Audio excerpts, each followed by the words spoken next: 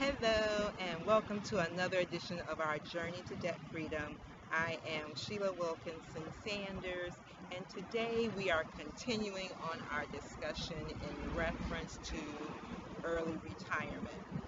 We talked last time about adjusting your life plan to take into effect your retirement. And I wanted to talk a little bit, just a little bit today about the financial side. Now, I want to again start with my disclaimer that you need to have a financial planner, you need to have an accountant, you need to have a tax accountant, you need to have a portfolio manager, you need to have an attorney to help you along the way because it's very, very complex, this whole retirement thing. But I want to just sort of give you a sense of what it's going to take for you to retire financially. So let's just assume, and we talked last time about life expectancy, so let's just assume that you have a life expectancy of age 80. And let's assume that you expect to retire at age 60. That means that you plan to be retired for 20 years.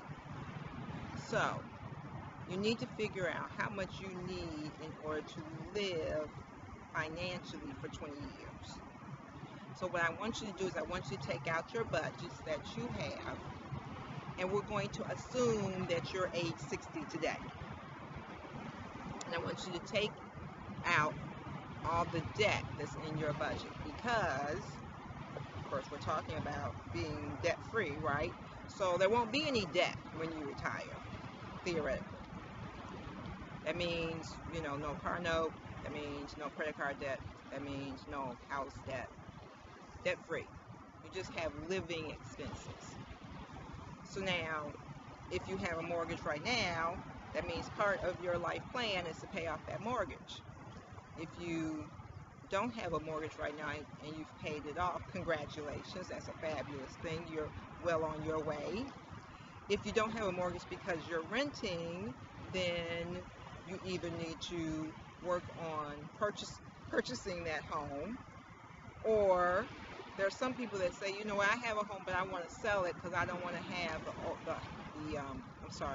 the overhead and the worries and the problems with having a home. I always caution people, you can always pay someone to cut the grass and shovel the snow. But when you get into, say, a rental situation, that means that's an expense that you're going to have the rest of your life.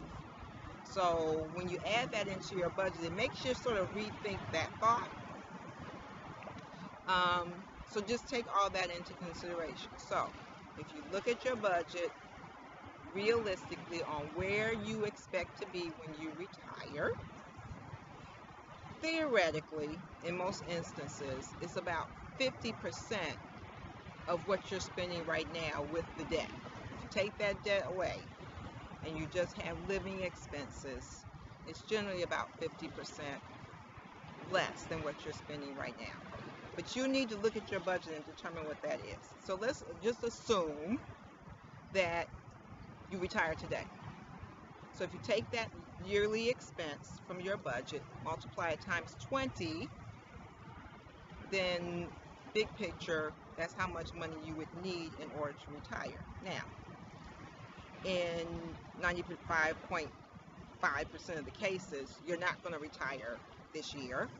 So you need to adjust that number for inflation, which is usually somewhere between 2 and 3% a year, and for investment return, which is going to vary depending on how your money is invested, and it's going to vary depending on your age, because the closer you are to retirement, the less risky your investments are going to be and the less return you're going to get on your money, as opposed to if you're 20 to 30 years away from retirement, then you can take a bigger risk and you'll probably have a larger return.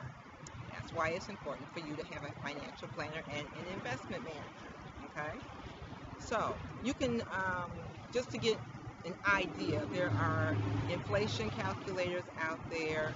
There are future value calculators out there where you can figure out what your money would be based on inflation, based on investment return, at the time that you would begin your retirement.